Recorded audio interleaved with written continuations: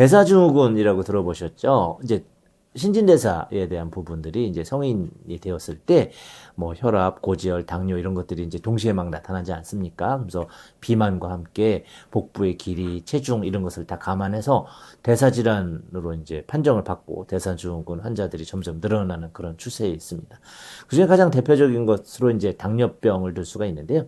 당뇨는 이제 한방에서 소갈이라고 합니다. 제가 지식의 맛에 출연했을 때도 당뇨에 대해서도 이제 여러 가지 설명을 드렸습니다. 이제 잡곡밥을 먹는 방법에 대해서 설명을 드렸는데 5가지의 곡물을 섞었을 때 조금 더 효율이 좋다. 뭐 이런 설명과 함께 당이라는 것은 결국은 이제 혈당이지 않습니까? 우리가 탄수화물을 섭취했을 때 단당류로 이제 분해가 되면서 세포에서 그 당을 가지고 미토콘드리아가 에너지원으로 활용을 해야 되는데 잘 안 들어가는 거죠. 왜냐하면 세포는 알아서 당을 흡수하는 것이 아니고 이제 인슐린의 사인에 의해서 이제 출구를 열어주는 이제 그런 활동을 통해 그 당을 흡수하게 되는데 너무 많이 사용을 한 거죠. 췌장에서 그 인슐린을 너무 많이 사용해서 이제는 분비하기 힘들어. 또는 이제 인슐린 저항성이라는 그런 부분. 인슐린 섭취가 잘 안 돼. 뭐 이렇게 이제 되는 분들, 그래서 당뇨 유형들이 있습니다.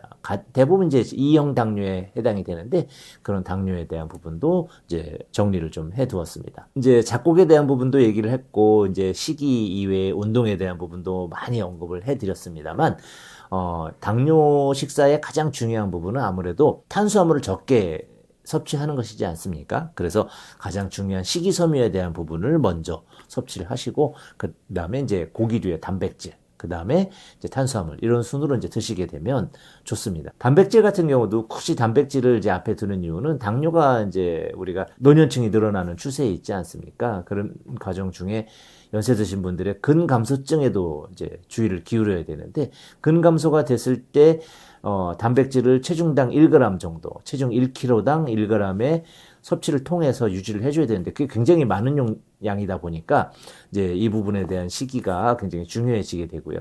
우리가 점점 탄수화물 중독이 되면서 이제 단백질은 점점 조금 먹고 탄수화물을 많이 드시고 하는 부분들이 이제 어떤 대사증후군의 그 중요한 시기 조절 문제이기 때문에 반드시 이제 단백질에 대한 섭취도 고려하셔야 됩니다. 고지혈증에 대한 부분입니다. 39달러가. 고지혈증 참 말이 많습니다. 고지혈증 치료를 위해서 저희가 이제 쓰는 그 콜레스테롤을 낮추는 약으로 스타틴 계열의 약을 많이 쓰죠.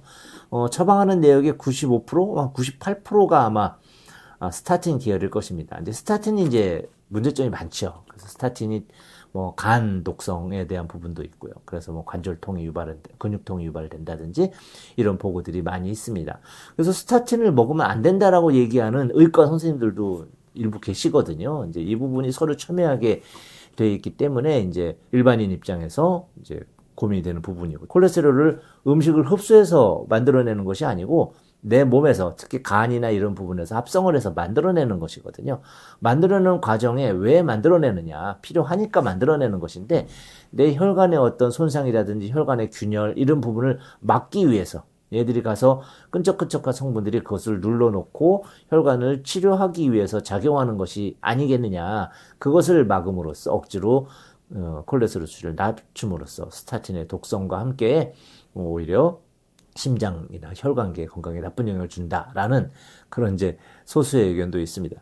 아직 이런 부분들이 많이 이제 결정되어 있지는 않습니다. 옛날에 사카린이 몸에 좋다, 설탕이 몸에 좋다, 뭐 여러 이제 연구 결과가 나올 때마다 이제 학설이 뒤바뀌게 되는 경우들이 많이 있습니다. 그래서 너무 한쪽에 치우쳐서 하지 마시고 적절하게 드실 수 있는 건 다 드시면서 이제 조금씩 줄여가는 그래서 음식물의 관리 그리고 이제 스타틴은 뭐 일단 드시면서 수치가 많이 높을 때는 이제 같이 복용하시는 것을 권해드립니다. 한방에도 물론 고지혈을 치료하는 약들이 많이 있습니다. 가장 대표적으로 뭐 방풍통성산이라든지 그런 걸 써서 치료하기도 하는데요.